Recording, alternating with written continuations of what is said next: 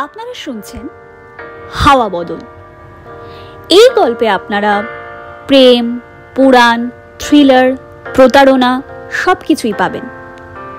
আজ আমাদের এই পর্বের কণ্ঠ অভিনয় রয়েছেন তুনির সরকার, উদয়ন চক্রবর্তী, শ্রেয়সী শীল, রাহুল রোহিল্লা সহ আরো অনেকে।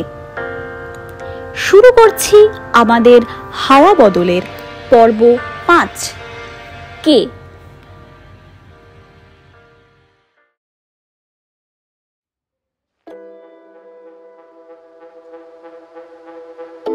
সকাল 8টার সময় খাটের পাশের টেবিলের ওপর যে ফোনটা রাখা ছিল সেটা বেজে উঠল।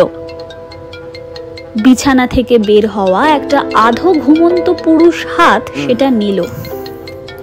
ফোনে লেখা ভেসে উঠল কমিশনার স্যার। যে ঘুমন্ত চোখ লেখাটা পড়ল, সেই ঘুমন্ত চোখগুলো হলো অর্জুনের। শনিবার তার ডিউটি থাকে না, তবে এত সকালে স্যার কেন? ফোনটা ধরল অর্জুন। কমিশনার বললেন, অর্জুন, যত তাড়াতাড়ি সম্ভব অফিসে এসো, ফাস্ট। অর্জুনের কপালে চিন্তার ভাঁজ পড়ল। সে কমিশনারকে জিজ্ঞেস করল, এটা কি কোনো স্পেশাল কেস স্যার? কমিশনার বললেন, তাড়াতাড়ি তুমি আসো, এখানে সব প্রশ্নের উত্তর পাবে। অর্জুন আর দেরি না করে রেডি হয়ে লালবাজার পৌঁছালো। কমিশনারের সামনে গিয়ে পা ঠুকে ফর্মাল হয়ে কমিশনার বাবুর আদেশে চেয়ারে বসল সে। কমিশনার বললেন, অর্জুন, স্পেশাল কেস আর একটু হাই প্রোফাইলও। অর্জুন বলল, কি হয়েছে স্যার? কমিশনারের কথায় সে বুঝল পর্যটন মন্ত্রীর ছেলে মৃত হয়েছে এবং তদন্তের ভার অর্জুনের। সবটা শুনে অর্জুন বলল, স্যার, পলিটিক্যাল লিডারের ছেলের খুন, কিন্তু এই ধরনের হাই প্রোফাইল লোকজন তো সিকিউরিটির আন্ডারে থাকে, if I am not wrong. Commissioner বললেন, সেটাই তো, সিকিউরিটি তখন কোথায় ছিল? অর্জুন বলল, স্যার, কপালে কেউ কোনো ধারালো অস্ত্র দিয়ে খোদাই করে শ্লোক লিখেছে। আমি যতদূর জানি এই শ্লোকগুলো দেবী দুর্গার, অর্থাৎ দশভুজা।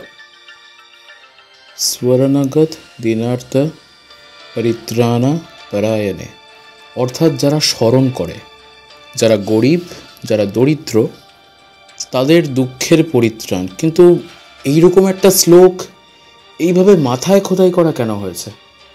স্যার, এটা কিন্তু দেবী দুর্গার শ্লোক। কমিশনার বললেন, কাল রাতে স্পটে একটা টিমকে আমি পাঠিয়েছি, এবার ময়দানে নামার পালা তোমার। অর্জুন বেশ আত্মবিশ্বাসের সাথে বলল, আপনি চিন্তা করবেন না স্যার, আমি দেখছি।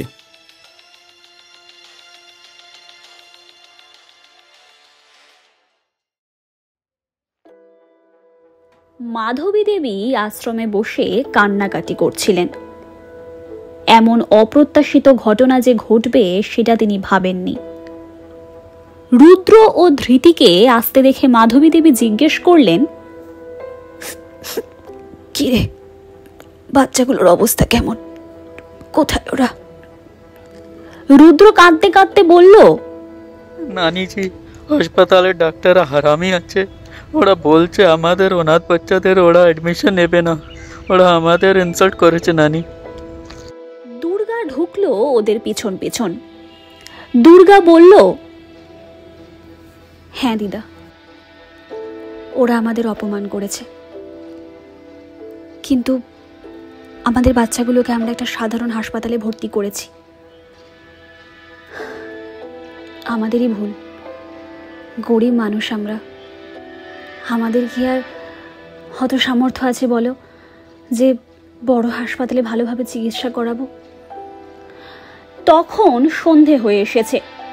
মাধবী দেবী বলেন, তোরা সন্ধ্যা আরতির ব্যবস্থা কর।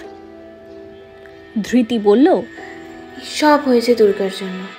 কি দিয়েছিস জান্নাতে যে সবাই অসুস্থ হয়ে পড়ল? মাধবী দেবী এবার রেগে গেলেন। বললেন, আহ ধৃতি, কি মনে হয় তোর? হ্যাঁ, এতটা অমনোযোগীও? কাল থেকে ওকে দোষ দিয়ে যাচ্ছিস। যে মেয়েটা আমাদের সব সময় আগলে রাখে, সেই ভোগ রান্নার সময় এতটা অসাবধান হবে? ধৃতি চলে গেল রেগে মেগে ঘরে। কমিশনারের বাড়িতে ড্রয়িং রুমে অর্জুন ও কমিশনার বাবু বসেছিলেন। অর্জুন বলল, স্যার, যা বুঝলাম এই ছেলেটাকে আগে মাথায় কিছু একটা দিয়ে আঘাত করা হয়েছে এবং তারপরই একে বিষ খাওয়ানো হয়। আর হ্যাঁ, ওই সিসিটিভি ফুটেজ কিছুই পাওয়া যায়নি, কারণ গাছের পাতাগুলো ক্যামেরার ওপর এমনভাবে পড়েছে যে কোনো রেকর্ডিংই অত ভালো করে আসেনি, ঠিকঠাক আসেনি। কমিশনার বললেন, তদন্ত চালিয়ে যেতে হবে। পরের দিন সিটি হসপিটালের ওয়েটিংয়ে বিভিন্ন রোগী অপেক্ষা করছেন তাদের ডাক্তারের জন্য। হঠাৎ তারা বেশ কিছু মিলিত কণ্ঠে চিৎকার শুনতে পেলেন। ছুটে গিয়ে জানতে পারলেন হসপিটালের রাবিশ ভ্যাটে এক ডাক্তারের মৃতদেহ। তারও কপালে সংস্কৃতে লেখা আয়ুর্দেহি।